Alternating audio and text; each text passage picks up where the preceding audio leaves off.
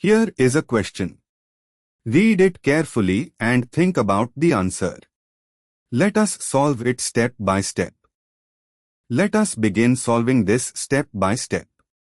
The structure shows a cyclopentane ring, 5-membered carbocyclic ring, with a ChO aldehyde group attached directly to one of the ring carbons.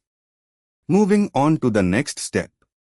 Apply IUPAC nomenclature rules for cyclopentanecarbaldehydes when an aldehyde group, ChO, is attached to a ring and the ChO carbon is not part of the ring. The compound is named as a cyclopentanecarbaldehyde. The ring name, cyclopentane, is combined with the suffix carbaldehyde. Moving on to the next step. The 5-membered ring is cyclopentane.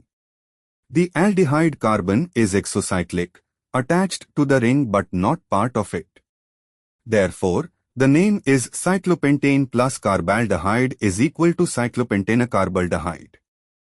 And for the final step, no locant is needed because the attachment point is unambiguous, the ChO group is directly on the ring, and position 1 is automatically assigned to the carbon bearing the ChO group.